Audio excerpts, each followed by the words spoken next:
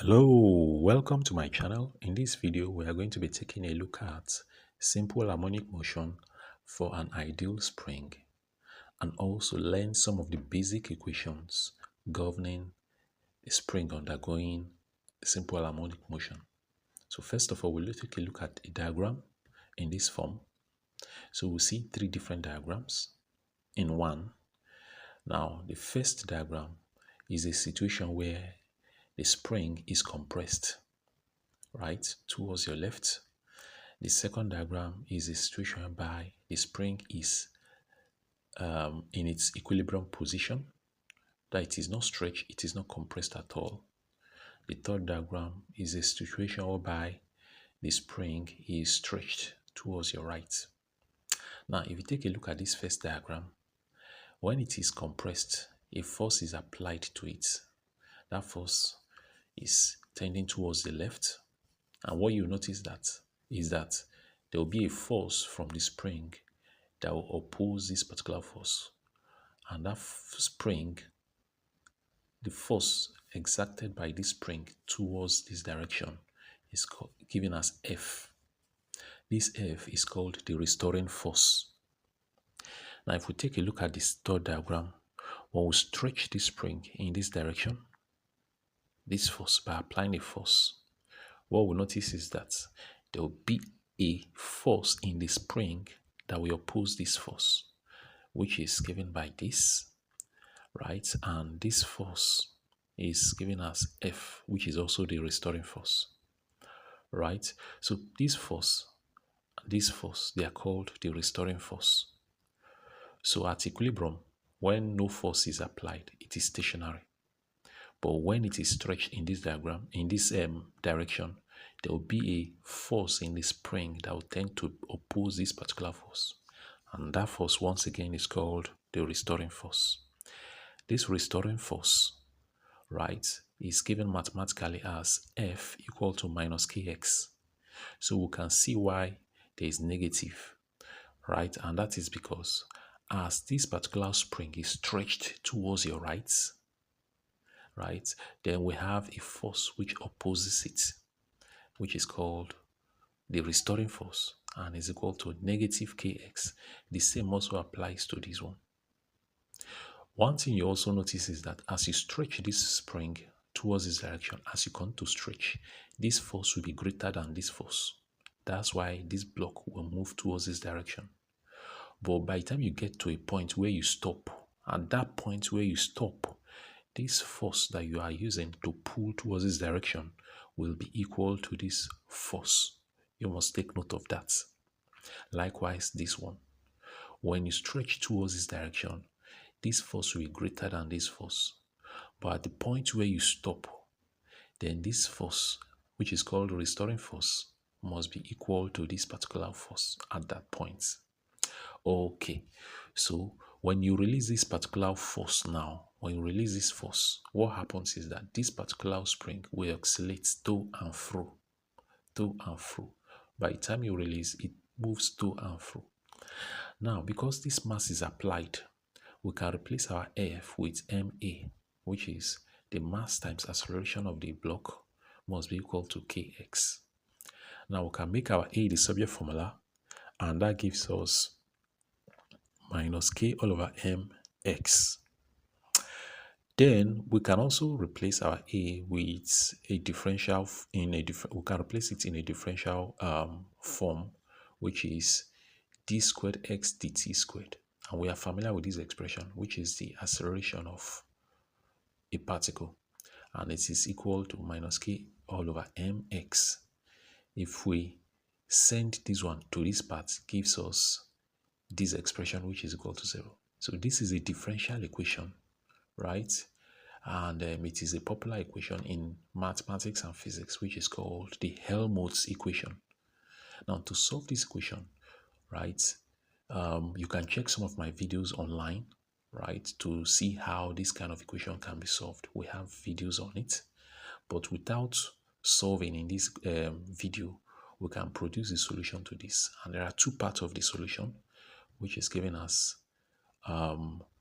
We have, first of all, we replace our k all over m with this constant kx, k squared, sorry. We'll replace it to make it more convenient for us.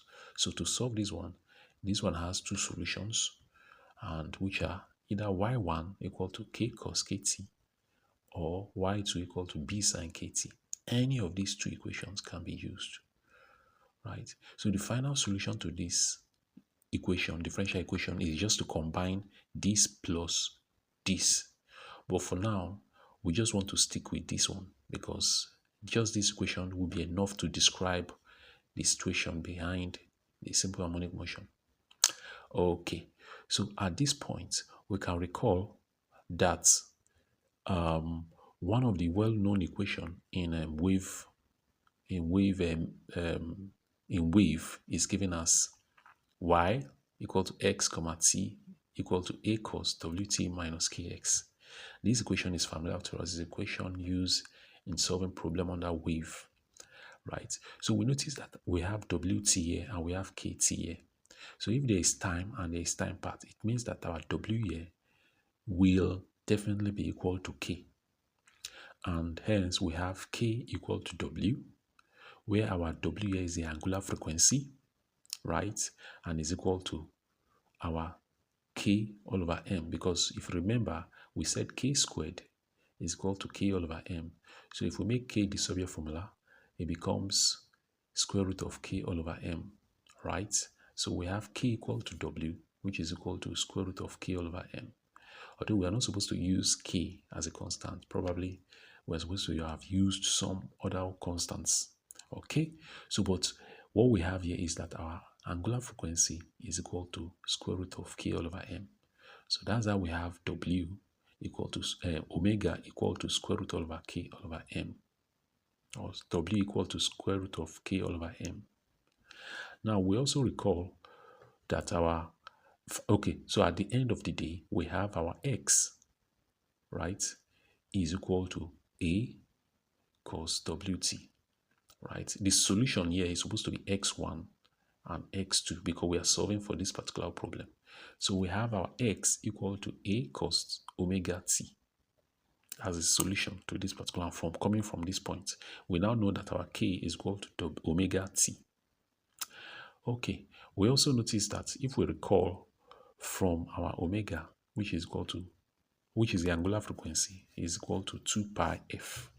So we have this expression, and this 2 pi f is nothing but equal to this expression. So we have omega equal to 2 pi f equal to square root of k all over m, where our k here, we have not described it, is the force constant. Our k here is the force constant, while our x here is the displacement. Okay, our m here is the mass, then f here is the frequency. We notice that as this stuff oscillates, right, we must possess frequency. So and the frequencies here is the number of oscillations this particular stuff does, right, in 1 second. The number of oscillation done in 1 second. That's the definition of the frequency, right? So we move on by making f the Soviet formula. We have f equal to 1 all over 2 pi k all over m. Then we also have w equal to 2 pi all over period. That's another definition for the omega, which is the angular frequency. 2 pi all over t, which is a period. So if we make t the Soviet formula, we can send this one up, send this one down, send this one up, send this one down. We have t all over 2 pi equal to m all over k. Then make t the Soviet formula, we have t equal to 2 pi m all over k. So this is the expression. In case we're asked to find the period of a system where m and k are given, we use this expression. Okay, so let's quickly look at displacement, velocity, and the acceleration of body undergoing simple harmonic motion. So we have this expression. So at this point, we have, recall that our original expression, which is x equal to a cos wt. And this expression is the solution to the system undergoing simple harmonic motion. And the general form of this is given by a x equal to a cos omega t times the phase angle. This file here is called the phase angle. So let's look at a diagram that describes this kind of scenario, because this our course is sinusoidal expression. So we have this expression, this diagram. So what we notice is that this black one, this black curve represent when phi equal to 0. The blue curve here represent when phi equal to pi over 4, where our pi is 180. 180 divided by 4, that will give us 45. This one is pi over 2. That will give us, for the red one, is when phi is equal to 90. So what that means is that as this diagram, as this curve goes in this direction, at phi equal to 0, we can see from this diagram that it looks as though this particular one is behind, is lagging behind. But in the real sense, we notice that if we consider period t all over 4, what we can see is that this red one, this bottom curve, gets to this point before this one. So this one leads.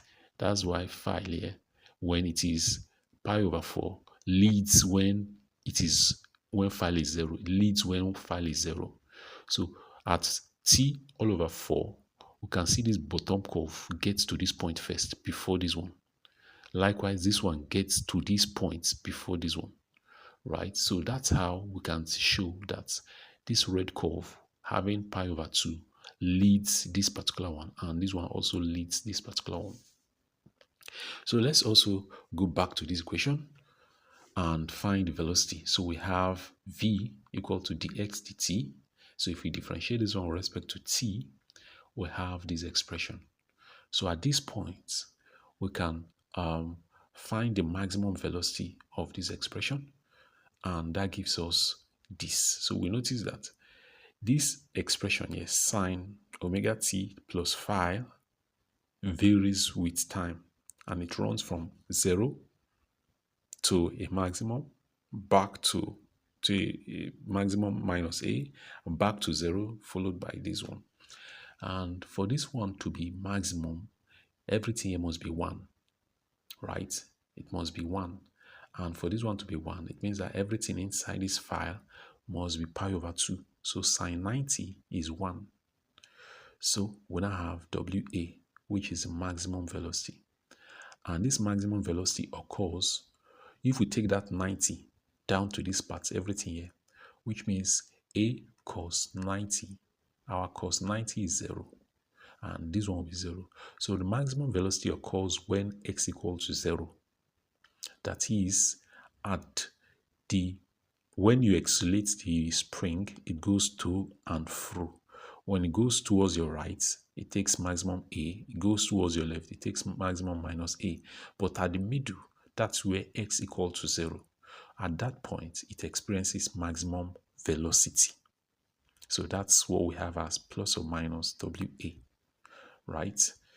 Okay, so we could also look at the acceleration of this system. We also differentiate this one with respect to time, and we have A equal to dv dt equal to d squared x dt squared.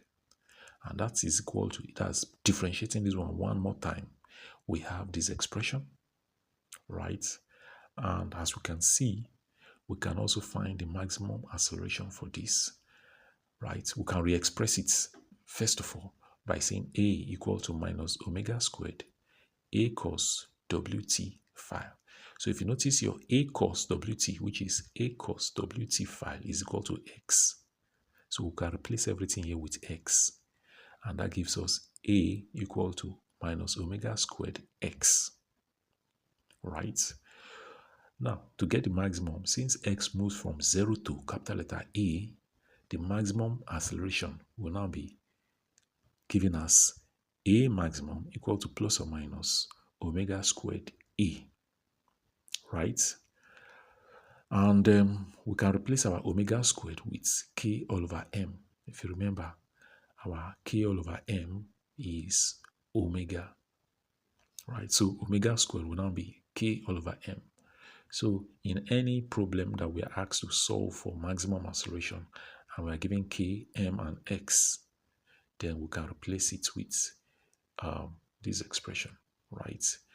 Although our x here is supposed to be a. Our x here is supposed to be a, capital letter A. Okay, so we'll move on to the next. We'll consider when t equal to 0.